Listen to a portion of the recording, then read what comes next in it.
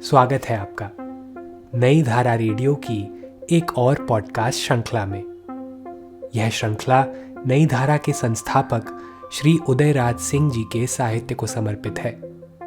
इस पॉडकास्ट में आप सुनेंगे उदयराज जी द्वारा लिखी कहानियां, संस्मरण व लेख। सुनना न भूलें नई धारा रेडियो पर। आज सुनिए उदयराज सिंह जी द्वारा लिखा संस्मरण, एक स्वरूप अनेक रूप। स्मृति के प्रांगण में उस विराट स्वरूप के जाने कितने रूप एक साथ ही रह रह कर उभर आते हैं। किसे उठा लूं, किसे छोड़ दूं, कौन कितना पूज्य है, कौन कितना महान, कैसे कहूं, क्या कहूं। परंतु हर रूप के अंदर वही स्वरूप सादगी और विनम्रता की विमल मूर्ति, त्याग और तपस्या का अमिट दृश्य।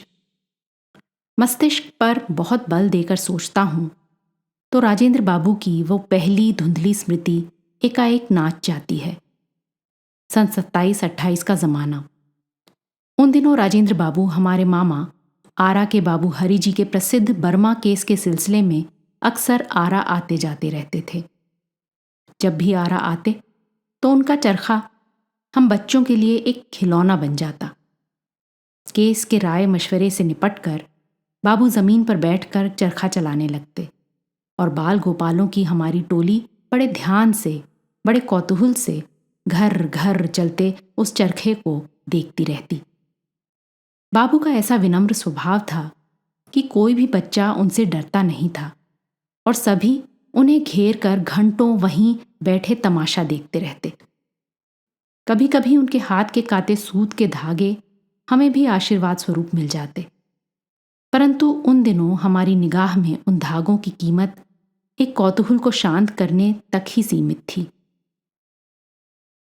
उसी बर्मा केस के सिलसिले में राजेंद्र बाबू लंदन चले गए और वहीं मुकदमा खत्म भी हो गया।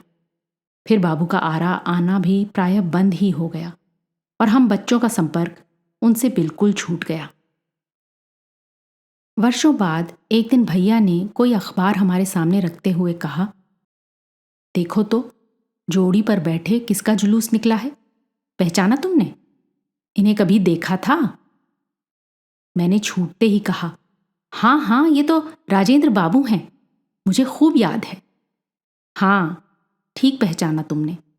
बंबई अधिवेशन में राजेंद्र बाबू कांग्रेस की सदारत कर रहे हैं। उनका ही शानदार जुलूस वहां निकला था, उसी का चित्र। तब मुझे कुछ कुछ ज्ञान होने लगा कि आरा में चरखा चलाता वो सीधा साधा व्यक्ति एक महान पुरुष था। उन दिनों महानता किसे कहते हैं इसका भी हमें ज्ञान न था, इसलिए उस महान व्यक्ति को भी हम अपने ही जैसा एक अदना सा पुरुष समझते रहे, जो हमारा एक खिलौना रह रह कर नचाता रहता, वही चरखा। 5 वर्ष बाद स्कूल की शिक्षा समाप्त कर कॉलेज में पढ़ने इलाहाबाद जा रहा था। डुमराव में दिल्ली एक्सप्रेस 2 ही मिनट रुकती थी। गाड़ी आते ही झट एक फर्स्ट क्लास डिब्बे में घुस पड़ा। किसी तरह सामान चढ़ाए गए, गाड़ी खुल गई। घर छूटने से, बाल लीला की उस ममतामयी भूमि सूर्यपुरा से विदा लेने से मन बड़ा उदास था। उदासी की उसी भावना में आंखें छिप आईं, गहरी नींद सो गया। आंखें खुली तो देखा मुगल सराय के प्लेटफॉर्म पर गाड़ी पहुंच चुकी। कुलियों की टोली डब्बों की ओर उमड़ी चली आ रही हैं।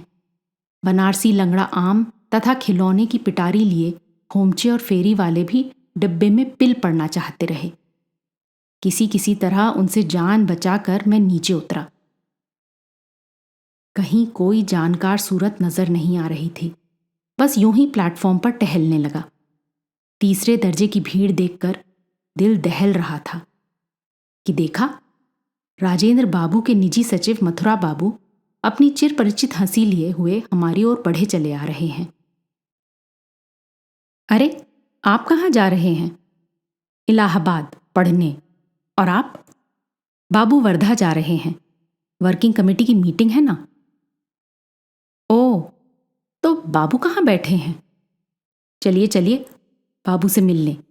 उसी सामने वाले 3rd क्लास डब्बे में बैठे हैं। बड़ी भीड़ है, इसलिए उनका निकलना आसान नहीं। फिर आजकल दमे का भी कुछ कुछ दौरा है, इसलिए एक कोने में उन्हें चुपचाप बिठा दिया है। मेरे तो पैर तले से जैसे धरती सरक गई, आंखें टंग गईं, अचंभित, आश्चर्यचकित। इतना महान पुरुष और इस कोचा कोची में बैठा वर्धा चला जा रहा है।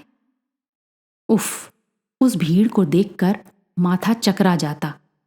फिर उनका गिरा हुआ स्वास्थ्य कि एकाएक माथे में कौंध गया।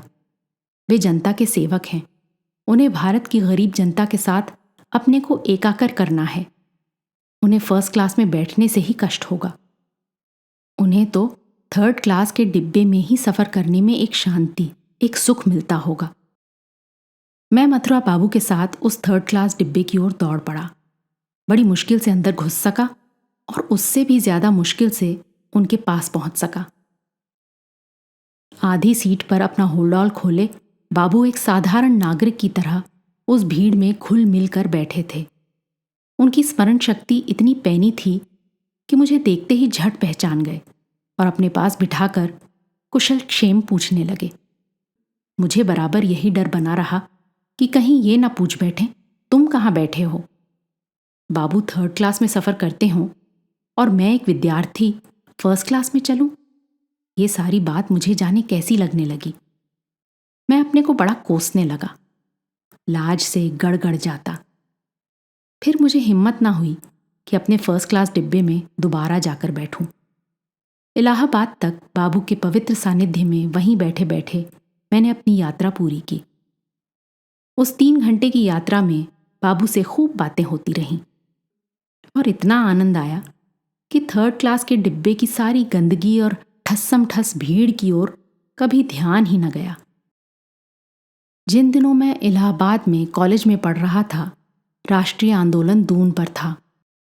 सन 38 से लेकर सन 42 तक का भारत के स्वतंत्रता संग्राम का वह अविस्मरणीय युग और जवाहरलाल तथा टंडन जी का प्रयागराज राष्ट्रीय नवचेतना की वह त्रिवेणी। वहाँ प्रतिदिन सभाएं होती रहती।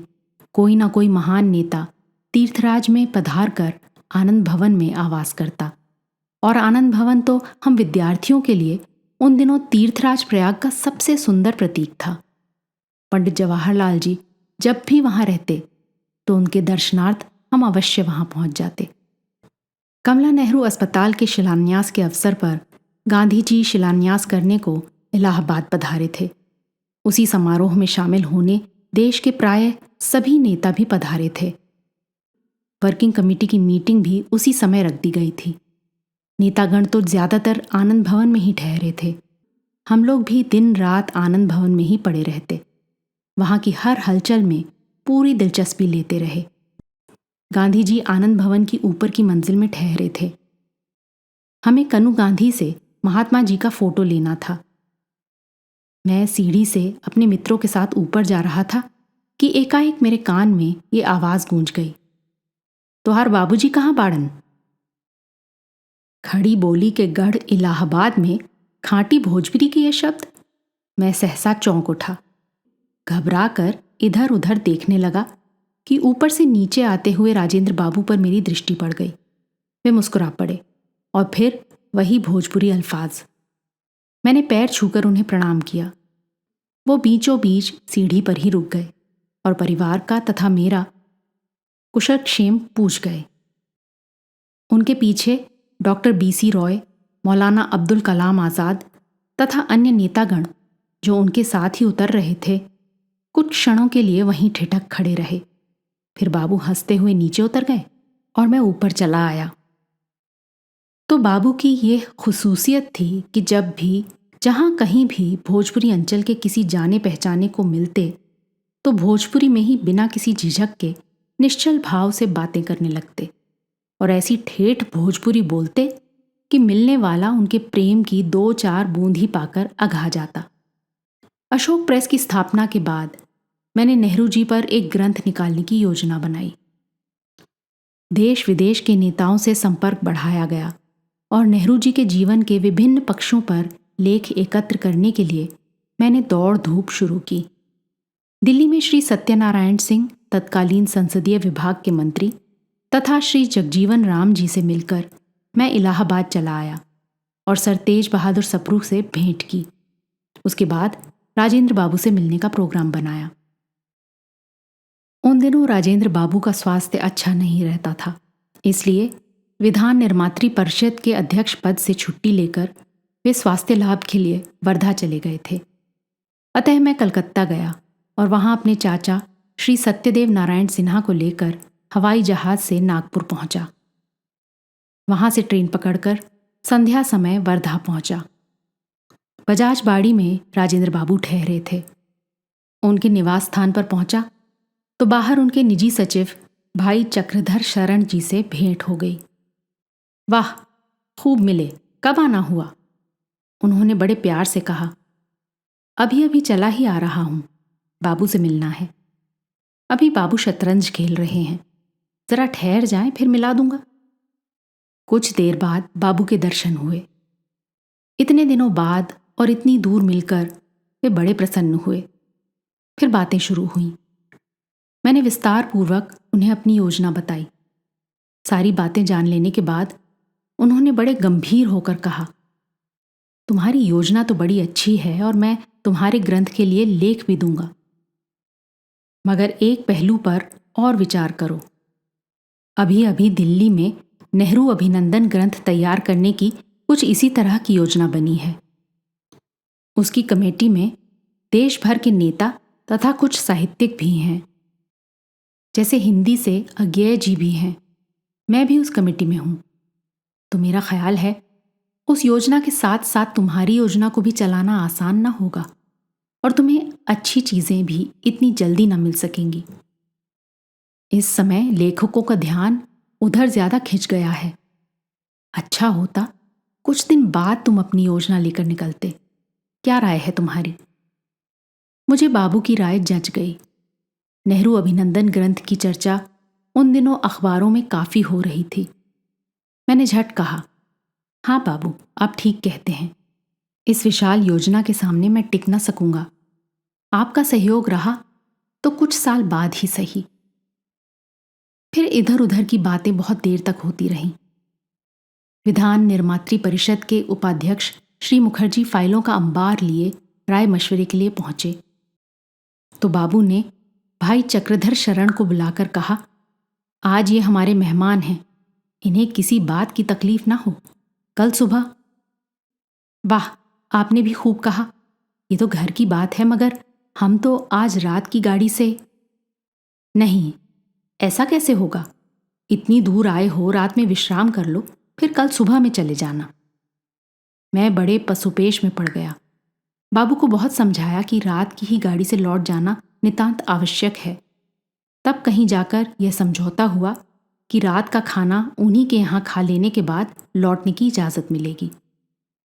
हाँ, बाबू का प्रसाद लेना तो निहायत ज़रूरी था, इसलिए हम दोनों ने रात में वहीं खाना खाया। हमारे साथ उस रात श्री मन्नारायण अग्रवाल भूतपूर्व राज्यपाल ने भी भोजन किया। फिर मध्य रात्रि के उपरांत ट्रेन पकड़कर हम नागपुर लौट आए। बाबू की अतिथि सेवा प्रसिद्ध थी। चाहे जिस परिस्थिति में हो, कोई भी अतिथि बिना उनका सत्कार पाए नहीं लौट सकता था।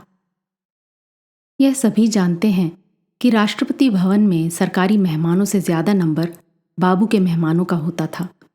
देश भर के घरेलू मेहमान उनकी निजी मेज पर एक शाम भी बिना खाए दिल्ली से नहीं लौटते थे। इसी संदर्भ में एक घटना और याद आ गई। मेरे एक रिश्तेदार बाबू के साथ दिल्ली में राष्ट्रपति भवन में ठहरे थे। मैं अपने भाई के साथ साउथ एवेन्यू में था।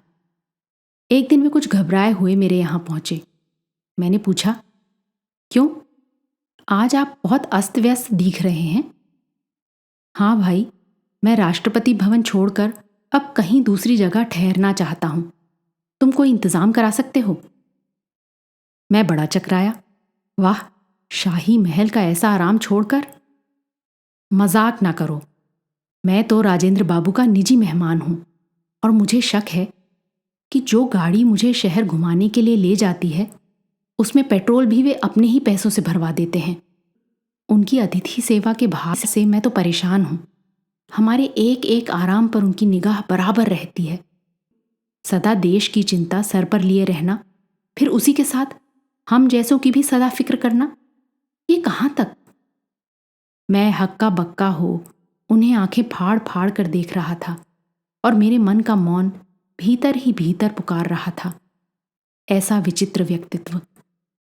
राष्ट्रपति भवन में बाबू जल कमल सदृश रहे। क्या सदाकत आश्रम और क्या राष्ट्रपति भवन, उनके लिए दोनों में कोई अंतर नहीं।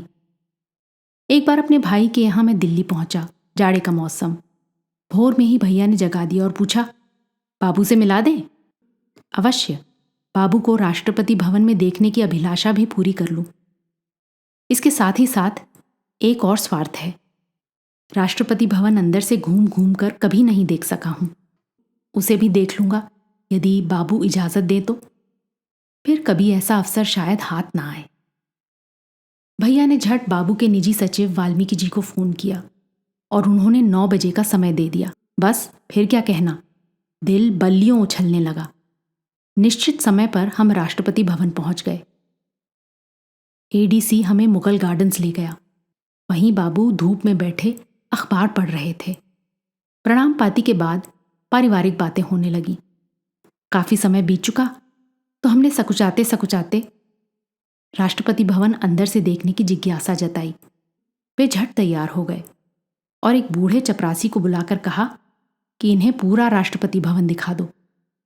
बाबू के पैर छूकर हम चपरासी के साथ अंदर चले गए। वह चपरासी अंग्रेजों का उत्थान पतन सब कुछ बहुत निकट से देख चुका था। राष्ट्रपति भवन के हर कमरे, हर हॉल की अपनी कहानी है, अपना इतिहास है।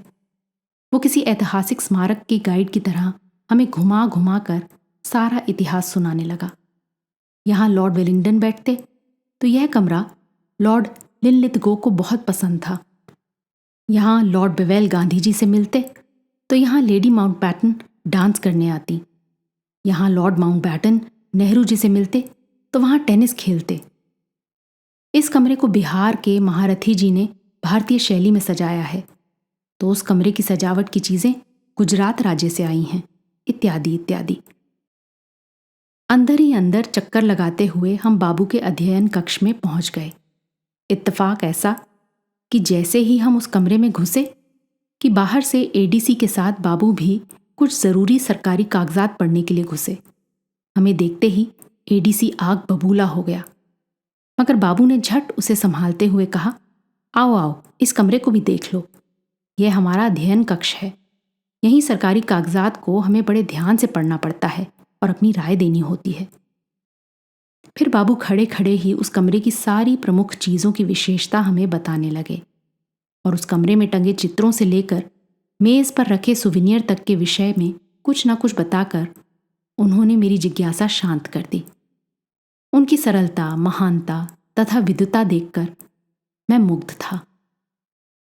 एक ही साथ इन 3 गुणों का सामंजस्य मैंने आज तक ना देखा था। मैं जब राष्ट्रपति भवन से निकला तो बार बार यही सोचता रहा कि मेरी जिज्ञासा शांत करने में बाबू ने इतनी दिलचस्पी क्यों ली, आखिर क्यों? मगर मैं भूल रहा था कि महान पुरुष छोटी छोटी बातों में भी उतनी ही दिलचस्पी लेते हैं जितनी बड़ी बड़ी बातों में। उनका सारा जीवन ही एक ऐसे सांचे में ढल जाता है कि जीवन के हर पहलू पर उनकी नज़र, उनकी दिलचस्पी बराबर बनी रहती है। आरा नगरी प्रचारणी सभा का राजेंद्र अभिनंदन समारोह एक अविस्मरणीय घटना है। राष्ट्रपति होने के बाद बाबू प्रथम बार आरा पधारे थे। सभा भवन के सामने मैदान में लाखों लाख की संख्या में जनता उपस्थित थी। मंच पर देश के तथा राज्य के अनेक प्रमुख राजनेता विराजमान थे। मेरे पिता राजा राधिका रमन प्रसाद सिंह उक्त आयोजन के स्वागताध्यक्ष थे।